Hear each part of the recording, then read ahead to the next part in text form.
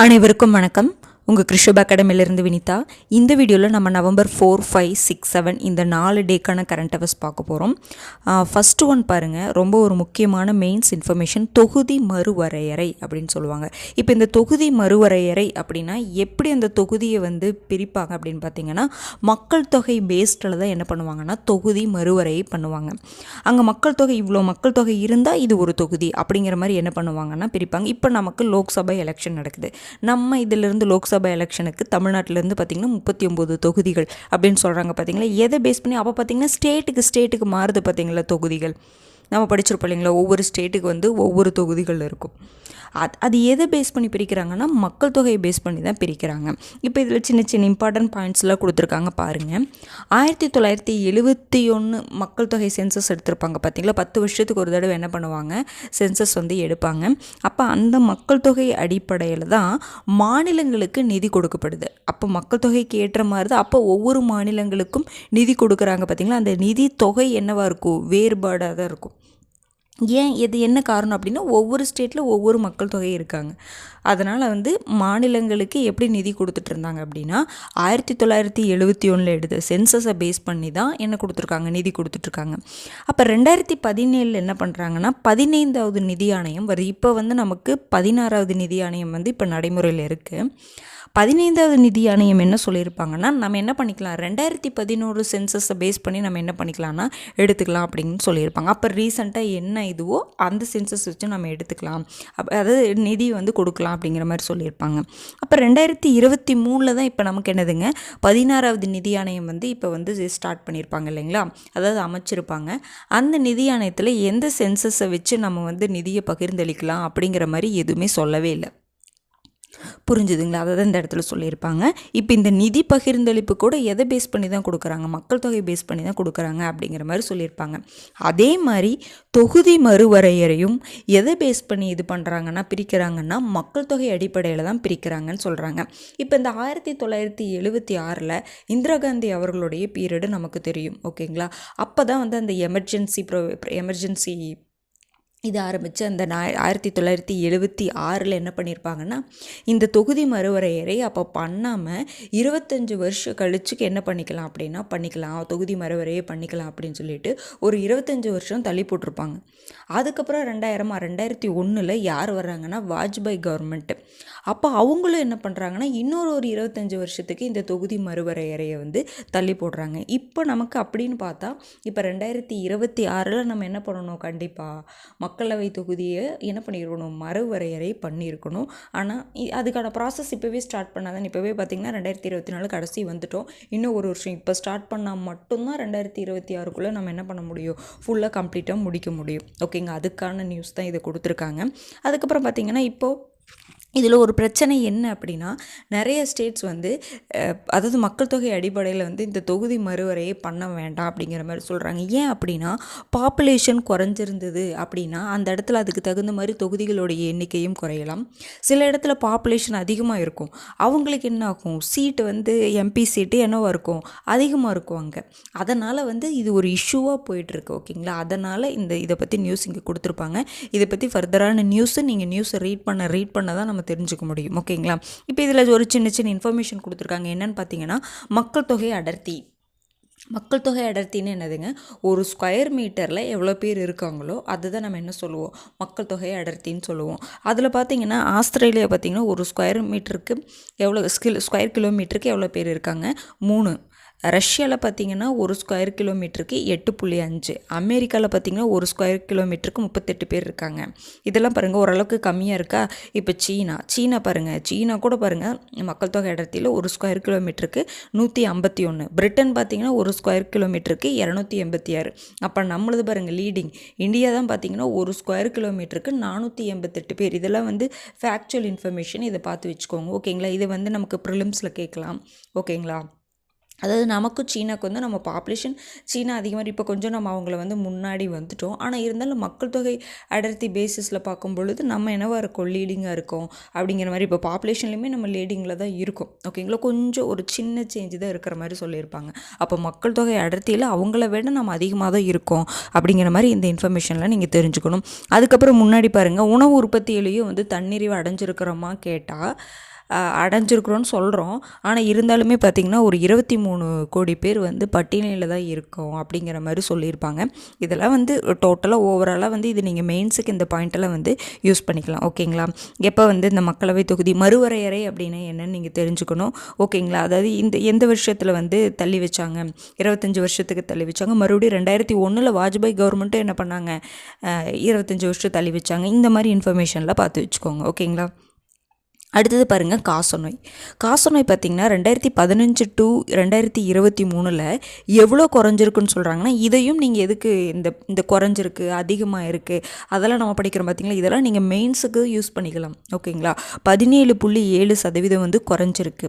ஓகேங்களா, அப்படின்னு சொல்லிட்டு வேர்ல்டு ஹெல்த் ஆர்கனைசேஷன் வந்து சொல்கிறாங்க. எங்கே குறைஞ்சிருக்கு, இந்தியாவில். ஓகேங்களா, இந்தியாவில் எவ்வளோ குறைஞ்சிருக்கு, 17.7% குறைஞ்சிருக்குன்னு சொல்லியிருக்காங்க. உலக அளவில் இது எவ்வளோ குறைஞ்சிருக்குன்னா 8.3% குறைஞ்சிருக்கு அப்படிங்கிற மாதிரி சொல்கிறாங்க. அதாவது இப்போ குறைஞ்சிருக்கு அப்படின்னு என்னதுங்க, அதுக்கான ஸ்டெப்ஸ்லாம் நம்ம எடுத்துருக்கோம். திட்டங்கள்லாம் நிறைய கொண்டு வந்திருக்கோம். அந்த நிக்ஷய் போஜன் யோஜனா அதெல்லாம் நம்ம பார்த்துருப்போம். அதெல்லாம் பார்த்து வச்சுக்கோங்க. இந்த திட்டம்லாம் ரொம்ப முக்கியமான திட்டம். சரிங்களா, நிக்ஷய் முன்னெடுப்பு நம்ம சொன்ன பார்த்தீங்களா, அதுக்கப்புறம் காசநோய் ஒழிப்புக்கான புதிய கூட்டு மருந்து சிகிச்சை. இதன் மூலமாகலாம் நம்ம என்ன பண்ணியிருக்கோம் அப்படின்னா காசநோயை இந்த அளவுக்கு குறைச்சிருக்கோம் அப்படிங்கிற மாதிரி சொல்லியிருப்பாங்க. ஓகேங்களா. அடுத்தது சர்வதேச அளவில் ஒரு இலக்கு நிர்ணயிச்சிருக்காங்க. என்னன்னு பார்த்தீங்கன்னா 2030 காசநோயை வந்து ஒழிக்கணும்ன்ட்டு. அப்போ இந்திய அளவில் நம்ம இலக்கு என்ன வச்சுருக்கோம்னா 2025 காசநோயை ஒழிக்கணும்னு சொல்லிட்டு நம்ம என்ன பண்ணியிருக்கோம் அப்படின்னா இலக்கு வச்சுருக்கோம். இதை பார்த்துக்கோங்க. சர்வதேச அளவில் எந்த ஆண்டு, அதே மாதிரி இந்திய அளவில் எந்த ஆண்டு அப்படிங்கிறத பார்த்துக்கோங்க. ஓகேங்களா. அடுத்தது பாருங்கள், போட்ஸ்வானா அதிபர். போட்ஸ்வானாங்கிறது ஒரு தெற்கு ஆப்பிரிக்க நாடு.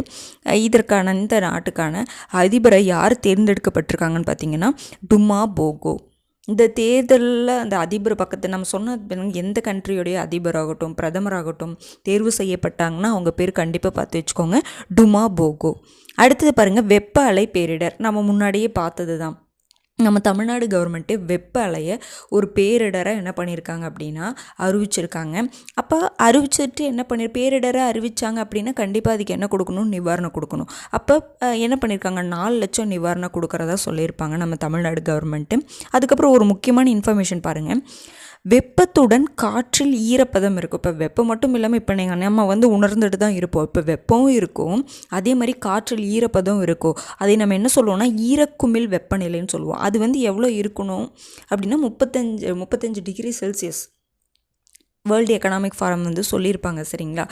இதுக்கு எதனால் இது வருது அப்படின்னா புவி வெப்பமாதல் அதிகமாகிட்டே இருக்குது பார்த்தீங்களா, அதனால் இந்த ஈரக்குமிழ் வெப்பநிலை வருது. அதாவது ஓரளவுக்கு 35 டிகிரி செல்சியஸ்னால் போதும், அதுக்கு மேலே தாண்டிடுச்சுன்னா என்ன ஆகும்னு சொல்கிறாங்க பாருங்கள். வியர்வையை வெளியேற்றுவதன் மூலம் உடல் வெப்பத்தை தணிக்க முடியாது. இப்போ நம்மளுடைய உடல் வெப்பம், நமக்கு வேர்வை வந்துக்கிட்டே இருக்கும். முன்னாடிலாம் பார்த்திங்கன்னா வெயில் காலம்னா வேர்வை வந்துகிட்டே இருக்கும். வேர்வை வர்றது நல்லது. ஏன் அப்படின்னா நம்மளுடைய ஹீட்டெல்லாம் அந்த வேர்வை வெளியில் போயிடும். ஆனால் இந்த இப்போ இருக்கக்கூடியதுக்கு நமக்கு வந்து அந்த என்ன ஆகாதுன்னா சில வேர்வையே வராது. அதுக்கு காரணம் என்ன அப்படின்னா அந்த வெப்பத்துடன் காற்றில் ஈரப்பதம் இருக்குது பார்த்திங்களா, அதனால தான் அந்த ஈரக்குமிழ் வெப்பநிலை அதிகமாக இருக்கிறதுனால தான் நமக்கு என்ன பண்ண முடியல, ஒரு குறிப்பிட்ட அந்த 35 டிகிரி செல்சியஸ்க்கு அளவுக்கு மேலே போனனால என்ன பண்ண முடியல, வியர்வையை வெளியேற்றுவதன் மூலம் உடல் வெப்பத்தை நம்ம என்ன பண்ண முடியலன்னா தணிக்க முடியல அப்படிங்கிற மாதிரி சொல்கிறாங்க.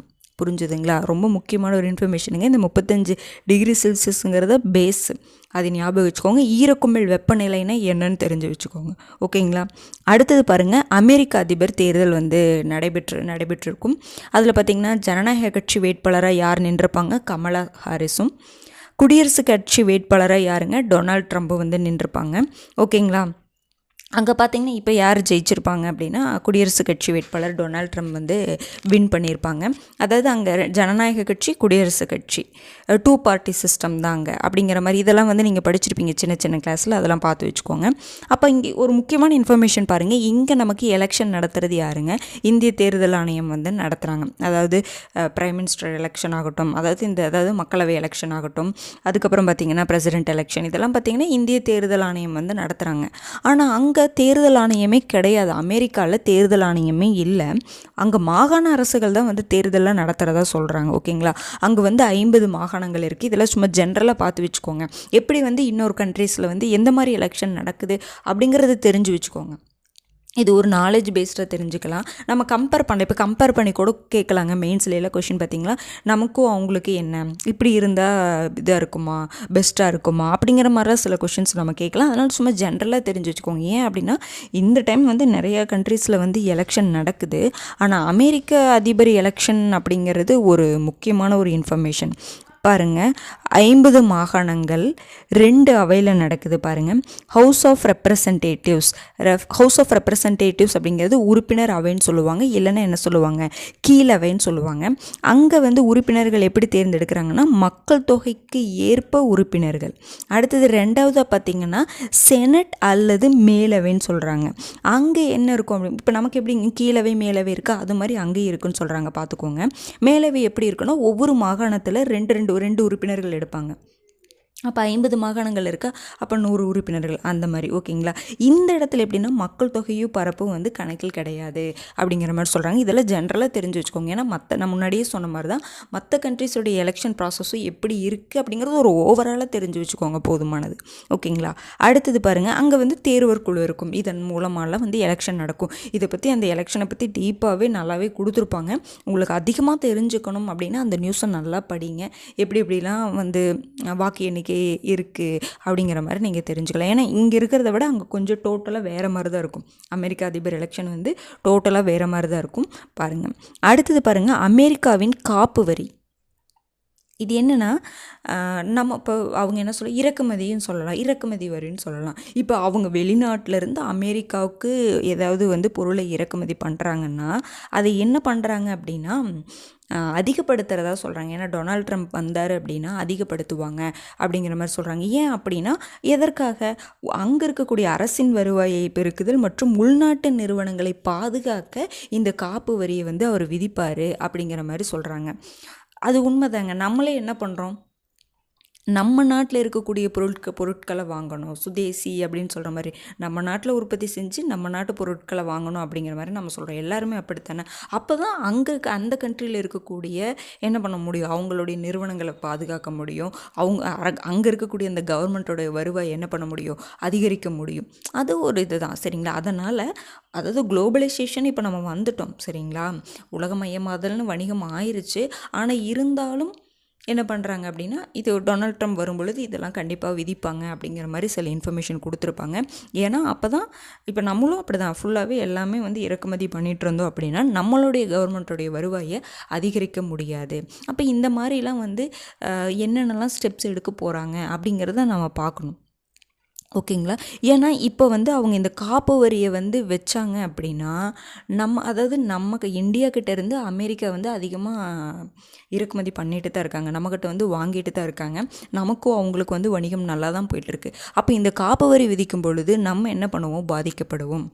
அதுக்காக தான் இந்த நியூஸை கொடுத்துருப்பாங்க. ஓகேங்களா? அடுத்தது பாருங்கள், நவம்பர் 5க்கான கரண்ட் அஃபேர்ஸ் ரொம்ப முக்கியமானது பாருங்கள். முதல்வர் படைப்பகம் அப்படின்னு சொல்லிட்டு தமிழ்நாடு, சரிங்களா, தமிழ்நாட்டில் சென்னையில் கொளத்தூரில் வந்து ஸ்டார்ட் பண்ணியிருக்காங்க முதல்வர் படைப்பகம். இது என்ன படைப்பகம், என்ன இதுன்னு பார்த்திங்கன்னா பகிர்ந்த பணியிட மையம் அப்படின்னு சொல்லுவாங்க. இந்த முதல்வர் படைப்பகம் எதற்காக அப்படின்னு பார்த்திங்கன்னா ரொம்ப முக்கியமானதுங்க. அந்த சைடு இருந்தீங்கன்னா பாருங்கள், யூஸ் பண்ணிக்கோங்க. இதையே கூட போட்டித் தேர்வுகளுக்கு தயாராகும் மாணவர்கள் குறைந்த கட்டணத்தில் படிக்கும் சூழலை ஏற்படுத்தவும் மற்றும் புத்தொழில் தொடங்குவோர் குறைந்த கட்டணத்தில் தங்கள் அலுவலகமாக பயன்படுத்தி கொள்ளவும் இந்த முதல்வர் படைப்பகத்தை வந்து அமைச்சிருப்பாங்க. அதாவது போட்டி நம்ம காம்படிட்டிவ் எக்ஸாம்ஸில் நம்ம படிச்சுட்ருக்கோம். அவங்க வந்து குறைந்த கட்டணத்தில் அந்த ஒரு வாடகை மாதிரி வச்சுக்கோங்களேன், ஒரு கம்மியான வாடகையில் நம்ம படிக்கிறதுக்கு ஃபுல்லாக என்ன பண்ணிக்கலாம்னா யூஸ் பண்ணிக்கலாம். அது போக இப்போ புதுசாக ஸ்டார்ட் அப் பண்ணுறாங்க, அவங்களுக்கு வந்து இடமெல்லாம் இருக்குது, அது புதுசாக ஆஃபீஸ் போட்டு ஸ்டார்ட்லாம் பண்ண முடியாது. இருக்கிற இடத்துல நம்ம என்ன பண்ண முடியும்னா புதுசாக ஸ்டார்ட் பண்ணணும்னு நினைக்கிறவங்க அந்த குறைவான அமௌண்ட்டு கொடுத்து என்ன பண்ணிக்கலாம்னா முதல்வர் படைப்பகத்தில் நம்ம என்ன பண்ணிக்கலாம் யூஸ் பண்ணிக்கலாம் அப்படிங்கிற மாதிரி சொல்லியிருக்காங்க. எங்கே ஓப்பன் பண்ணியிருக்காங்க? கொளத்தூரில். ஓகேங்களா. அடுத்தது பாருங்கள், ரயில்வே சூப்பர் செயலி. இந்த செயலியோடைய நோக்கம் என்னன்னு பார்த்தீங்கன்னா, ரயில்வே அமைச்சகத்தின் அனைத்து சேவைகளையும் ஒரே செயலியில் பயன்படுத்தும் வகையில், எல்லாமே இப்போ ஒன்றுக்கு ஒவ்வொன்றா இருக்கும், தனித்தனியாக ஆப் இருக்கும், எல்லா சேவைகளையுமே என்ன பண்ணால் ஒரே செயலியில் பயன்படுத்தும் வகையில் ரயில்வே சூப்பர் செயலின்னு வந்து கொண்டு வந்திருக்காங்க. இது வந்து ஒரு ஒருங்கிணைந்த சேவை அதற்காக. ஓகேங்களா. எல்லா சேவைகளையுமே ஒவ்வொரு இதுக்கு ஒவ்வொரு மாதிரி பிரித்து செயலியில் ஆப்பில் இருக்குங்க. ஆனால் இந்த ஆப்பை நம்ம பண்ணிட்டோம்னா ரயில்வே சம்மந்தப்பட்ட அனைத்து சேவையும் நம்ம இதிலேருந்து என்ன பண்ணிக்கலாம் பெற்றுக்கலாம் அப்படிங்கிற மாதிரி சொல்லியிருப்பாங்க. ஓகேங்களா. அடுத்தது பாருங்கள், உலகில் மிகவும் மாசுபட்ட நகரமாக எது, உலகில் வேர்ல்டில் மிகவும் மாசுபட்ட நகரமாக எதை சொல்கிறாங்கன்னா பாகிஸ்தானில் லாகூர், அதாவது இந்தியாவில் லாகூர், பாகிஸ்தானில் லாகூர். ஓகேங்களா. பாகிஸ்தானில் இருக்கக்கூடிய அந்த லாகூர் பகுதி தான் பார்த்திங்கன்னா மிகவும் மாசுபட்ட நகரம். அப்போ அந்த ஏர் குவாலிட்டி இண்டெக்ஸ் அங்கே எவ்வளோ இருக்குன்னு பாருங்கள், 1900 இருக்குது. நம்ம ஒரு 450க்கு மேலே தாண்டினாவே என்னதுங்க கடுமையான பாதிப்புன்னு நம்ம ஏற்கனவே பார்த்தோம். ஆனால் 1900 அப்போ ஹூ வந்து ஒரு விதிச்சிருப்பாங்க பார்த்தீங்களா, இதுக்கு மேலே தாண்டக்கூடாது அப்படின்னு சொல்லிட்டு. ஆனால் ஹூ விதித்த அந்த விதியை தாண்டி 6 மடங்கு அதிகம் அப்படிங்கிற மாதிரி சொல்கிறாங்க. புரிஞ்சுதுங்களா. அங்கே அதிகமாக இருக்குது அப்படிங்கிற மாதிரி சொல்கிறாங்க.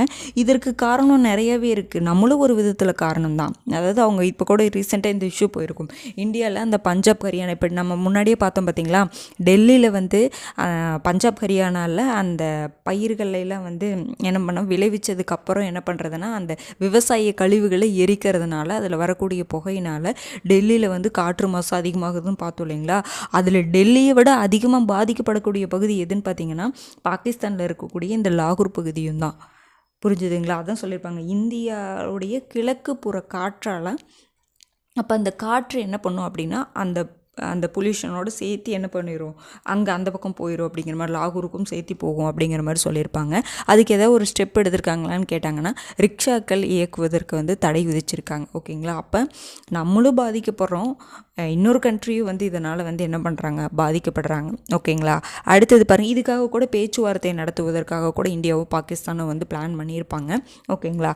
அடுத்தது பாருங்கள், இப்போ நமக்கு தெரியும் ஜம்மு காஷ்மீரில் எலெக்ஷன் நடந்துச்சு. அதில் வந்து பார்த்திங்கன்னா உமர் அப்துல்லா வந்து சிஎம்மாக தேர்வாயிருப்பாங்க. அதில் பாருங்கள், முதல் சட்டப்பேரவை தலைவர். ஏன் அப்படின்னா ஜம்மு காஷ்மீருக்கு என்ன சொல்லலாம், இப்போ யூனியன் பிரதேசம் ஆனதுக்கப்புறம் முதல் சட்டப்பேரவை தலைவரை யார் வந்து நியமிக்கப்பட்டிருக்காங்கன்னா அப்துல் ரஹீம் அவர்கள் நியமிக்கப்பட்டிருக்காங்க. பார்த்து வச்சுக்கோங்க. ஏன்னா அவர் முதல் யூனியன் பிரதேசம் ஆனதுக்கப்புறம் முதல் சட்டப்பேரவை தலைவராக அவங்க நியமிக்கப்பட்டிருக்காங்க. அடுத்தது சீனாவுடைய மக்கள் தொகையை பற்றி சொல்லியிருப்பாங்க. பாருங்கள், நமக்கு தெரியும் சுமார் 140 கோடி மக்கள் தொகை வந்து சீனாவில் இருக்காங்க. இதில் அங்கே வந்து ஒரு பெரிய ட்ராபேக் என்னன்னு பார்த்தீங்கன்னா, எபோ 60 வயது இருக்கக்கூடியவங்க எவ்வளோ பேர் இருக்காங்க, 30 கோடிக்கு மேற்பட்டவங்க இருக்காங்க அப்படிங்கிற மாதிரி சொல்கிறாங்க. அதாவது இப்போ நம்மளுடைய பாப்புலேஷன் அதிகமானாலும் ஆனால் எதுனா இந்த யூத் ஜென்ரேஷன் சொல்கிறாங்க பார்த்தீங்களா, அவங்க தான் என்னவாக இருக்கணும்னா அதிகமாக இருக்கணும். பாப்புலேஷன் அதிகமாக இருந்தாலும் இவங்க அதாவது யூத் ஜென்ரேஷன் சொல்கிறோம் பார்த்தீங்களா, அவங்க கம்மியாக இருந்தாங்க அப்படின்னா ஒரு டெவலப்மெண்ட் அப்படிங்கிறது அங்கே நடக்காது அப்படிங்கிற மாதிரி எல்லாத்துக்கும் நம்ம தெரிஞ்சது தானே. ஏன் அப்படின்னா ஒரு குறிப்பிட்ட வயசுக்கு மேலே அவங்களால செய்ய முடியாதுல, ஒரு எஃபிஷியன்சி அப்படிங்கிறது அவங்களுக்கு குறைஞ்சு போகும் யாராக இருந்தாலுமே. ஓகேங்களா. அதாவது அந்த வயசில் அதிகமாக செய்ய முடியும், அதுக்கப்புறம் ஒரு குறிப்பிட்ட வயசுக்கு மேலே என்ன பண்ண முடியும்னா ஓரளவுக்கு தான் செய்ய முடியும்.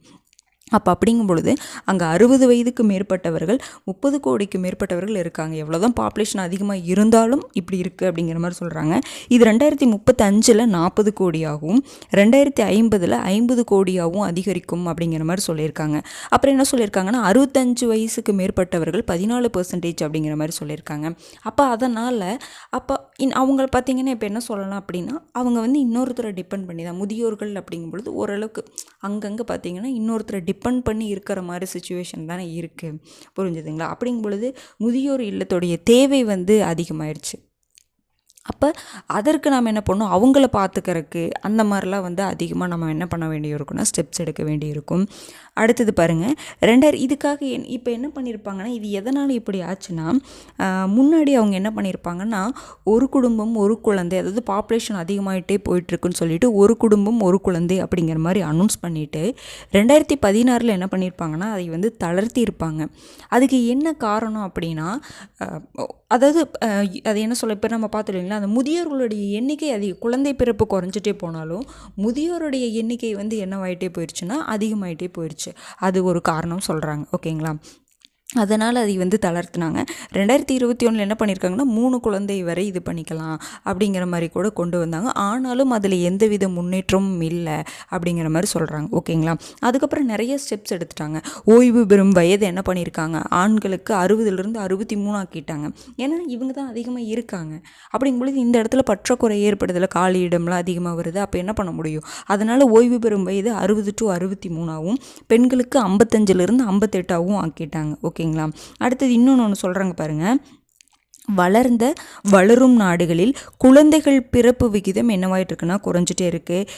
குழந்தைகள் பிறப்பு விகிதம் குறையுது, ஆனால் என்ன சொல்கிறாங்க, அதே சமயம் முதியோருடைய எண்ணிக்கை அதிகமாகுது அப்படிங்கிற மாதிரி சொல்கிறாங்க.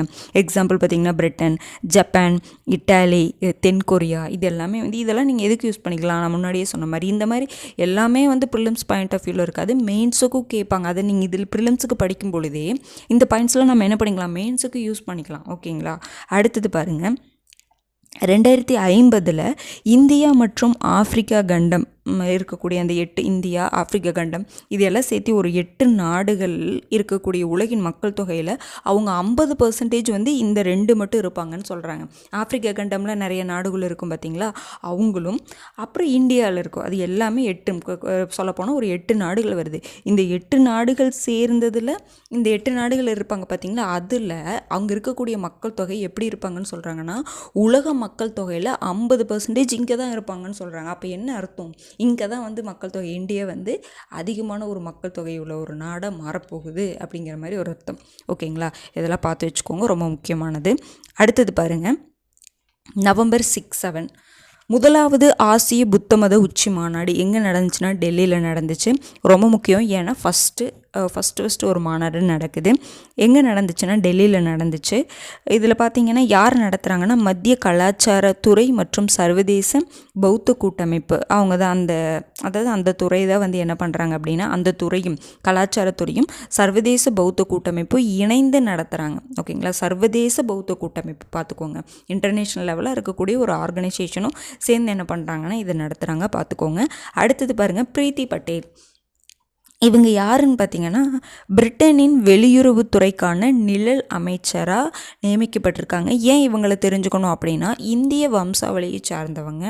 அவங்க இந்திய வம்சாவளியை சார்ந்தவங்க யாராவது வேறு கண்ட்ரியில் அமைச்சராக நியமனம் பண்ணுறாங்க, ஏதாவது ஒரு போஸ்ட்டுக்கு வந்து நியமனம் பண்ணுறாங்க அப்படின்னா அவங்கள பார்த்து வச்சுக்கோங்க, ரொம்ப முக்கியமானது.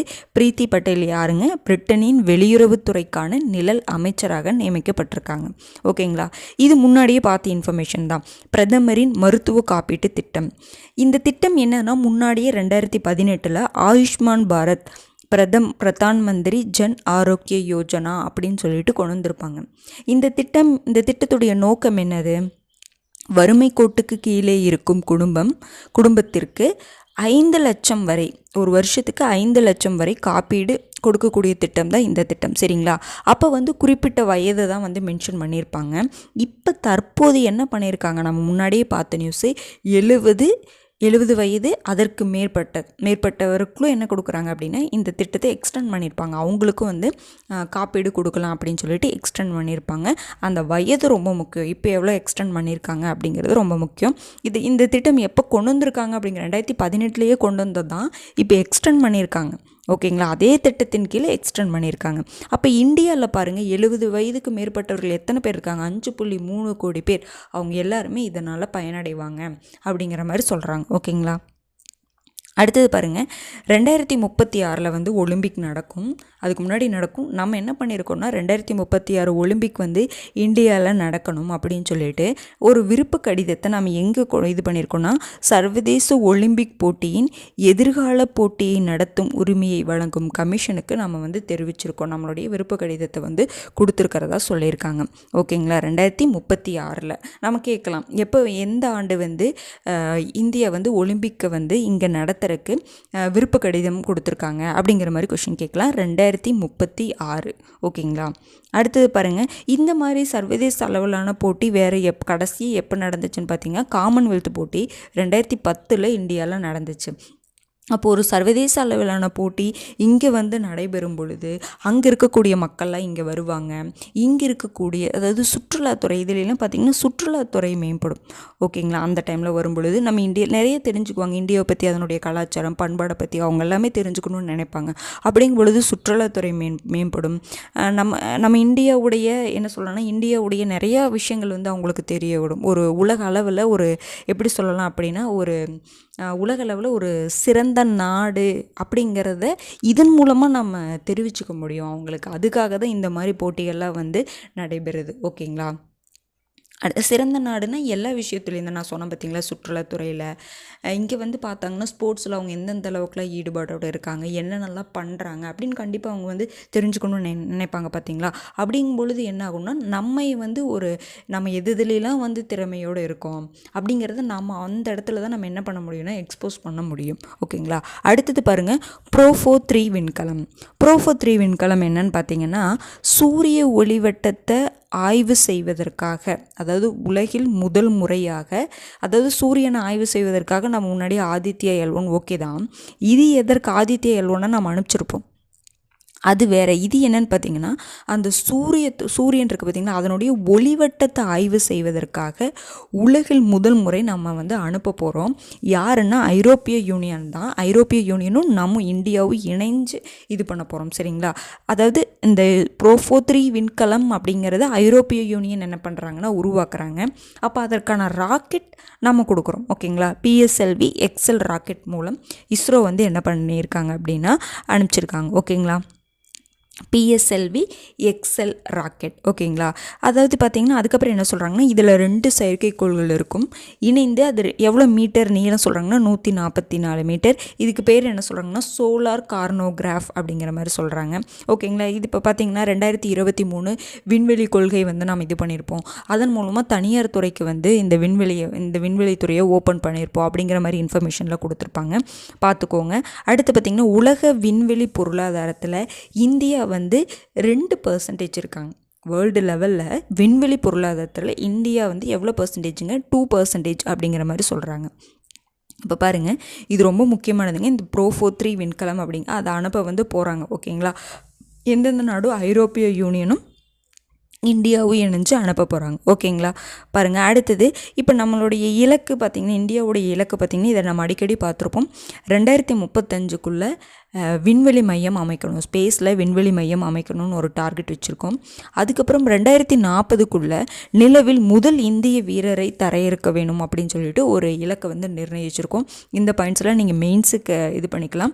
இந்த ப்ரோஃபோ விண்கலம் வந்து எந்த 2 கண்ட்ரி வந்து சேர்ந்து அனுப்புகிறாங்க, எந்த ராக்கெட் மேலே எந்த ராக்கெட்டில் இருந்து அனுப்புகிறாங்க அப்படிங்கிறதெல்லாம் பார்த்தீங்கன்னா நீங்கள் ப்ரிலிம்ஸ் பாயிண்ட் ஆஃப் வியூவில் பார்த்து வச்சுக்கோங்க. எதற்காக அனுப்புகிறாங்க அப்படிங்கிறத தெரிஞ்சு வச்சுக்கோங்க. ஓகேங்களா? அடுத்தது பாருங்கள், மத்திய பிரதேசத்தில் பார்த்திங்கன்னா அரசு வேலையில் பெண்களுக்கு 33% ஆல்ரெடி இருந்துச்சு.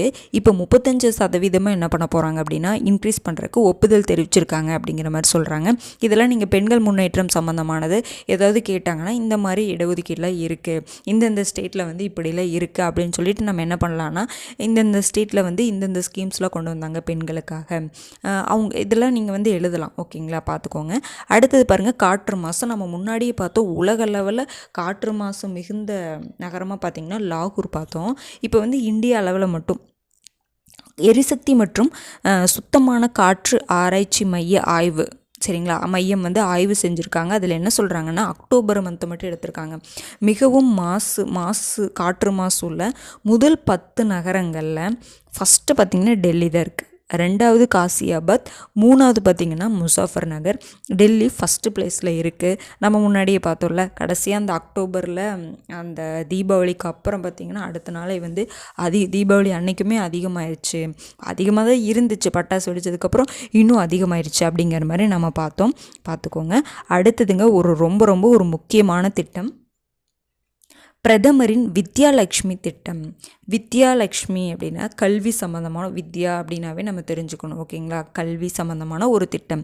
நாட்டின் தலைசிறந்த அரசு மற்றும் தனியார் உயர்கல்வி நிலையங்களில் சேர்க்கை பெறும் மாணவர்கள் எளிதாக கல்வி கடன் பெற வழிவகுக்கக்கூடிய ஒரு திட்டம்.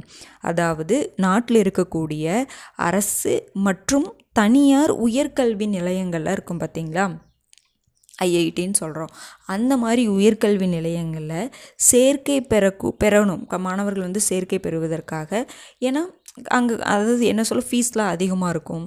அதற்காக கல்விக்கடன் எளிதாக ஈஸியாக, சரியா, ரொம்ப அந்த கல்விக்கடன் வாங்குறக்கே வந்து முன்னாடியில் வந்து ரொம்ப கஷ்டமாக இருக்கும். இப்போ கொஞ்சம் ஈஸி பண்ணிட்டு வராங்க பார்த்தீங்களா. அதே மாதிரி எளிதாக கல்விக்கடன் பெற வழிவகுக்கக்கூடிய திட்டம் தான் இந்த பிரதமரின் வித்யாலக்ஷ்மி திட்டம். இந்த திட்டம் எந்த கொள்கை கீழே கொண்டு வராங்கன்னா, தேசிய கல்விக் கொள்கை 2020 கீழே கொண்டு வராங்க.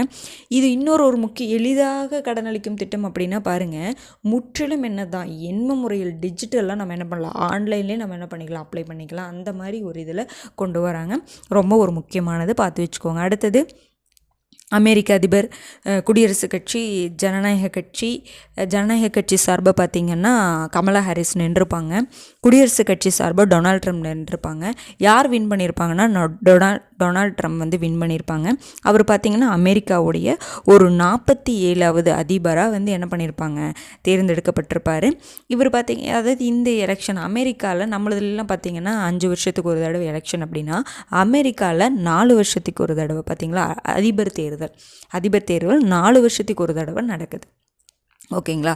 பார்த்து ஆமாம், இது தெரிஞ்சுக்கணுங்க. எவ்வளோ வருஷத்துக்கு ஒரு தடவை வந்து எலெக்ஷன் நடக்குது அப்படிங்கிற மாதிரிலாம் நம்ம தெரிஞ்சுக்கணும். அதாவது எல்லா கண்ட்ரிலையும், மற்ற கண்ட்ரியில் எல்லா கண்ட்ரியுமே நம்ம ஏன்னா கம்பேர் பண்ண சொல்லி கூட கேட்கலாம். ஓகேங்களா? இந்தியாவுக்கும் இன்னொரு கண்ட்ரிக்கும் இருக்கக்கூடிய டெமோக்ரஸியை பற்றி நீங்கள் இது பண்ணுங்கள். ஓகேங்களா? எலெக்ஷன் ப்ராசஸை பற்றி எக்ஸ்பிளைன் பண்ணுங்கள். அது ஒரு ஓவராலாக தெரிஞ்சுக்கிட்டால் போதும். ஓகேங்களா? அடுத்தது பாருங்கள், நமக்கு தெரியும் முன்னாடியே வந்து பீகாரில் வந்து ஜாதிவாரி கணக்கெடுப்பை வந்து நிகழ்த்தியிருப்பாங்க. இப்போ வந்து தெலுங்கானாவில் வந்து ஜாதிவாரி கணக்கெடுப்பு என்ன பண்ணியிருக்காங்கன்னா எடுத்திருக்கிறதா சொல்லியிருப்பாங்க. பார்த்து வச்சுக்கோங்க. ஏன்னா இனி வரக்கூடிய ஸ்டேட்ஸ், ஏன்னா இது வந்து கண்டிப்பாக வந்து ஜாதிவாரி கணக்கெடுப்பை எடுத்தால் தான் நம்ம என்ன பண்ண முடியும், ரிசர்வேஷன் அப்படிங்கிறது கொடுக்க முடியும். புரிஞ்சுதுங்களா? இப்போ ஒவ்வொரு கேட்டகரிக்கு வந்து ஒவ்வொரு பர்சன்டேஜ் வந்து ரிசர்வேஷன் கொடுக்குறாங்க. எதை வச்சு கொடுக்குறாங்கன்னா, எப்போவோ முன்னாடி எடுத்த சென்சஸை வச்சு தான் வந்து ரிசர்வேஷன் ப்ராசஸ் வந்து போயிட்டே இருக்குது. ஆனால் இப்போ என்னாச்சு, பாப்புலேஷன் அதிகமாயிருச்சு அப்படின்னா மக்கள் அதிகமாக இருப்பாங்க. அப்போ ரிசர்வேஷன் அந்த பர்சன்டேஜ் என்னவாக இருக்கணும்னா அதிகமாக இருக்கணும். ஆனால் அதை வச்சு தான், அதுக்காக தான் என்ன பண்ணுவாங்கன்னா ஜாதி வாரி கணக்கு எடுத்து அதுக்கு தகுந்த மாதிரி மக்கள் தொகையை பேஸ் பண்ணி என்ன பண்ணுவாங்க அப்படின்னா ரிசர்வேஷன் கொடுக்கணும். ஜாதி வாரி கணக்கெடுப்பு எதுக்கு எடுக்கிறாங்கன்னா இந்த ரிசர்வேஷனுக்காக தான். அதை வந்து ப்ராப்பராக எல்லாத்துக்கும் போய் சேரணும்ல, அதுக்காக தான் எடுக்கிறாங்க. ஓகேங்களா? இன்றைக்கான கரண்ட் அஃபேர்ஸ் அவ்வளோதாங்க. ரெகுலராக வந்து நியூஸ் பார்த்து வீடியோ பார்த்து நோட்ஸ் எடுத்து வச்சுக்கோங்க. ஓகேங்களா? அடுத்த வீடியோவில் சந்திக்கலாம். நன்றி.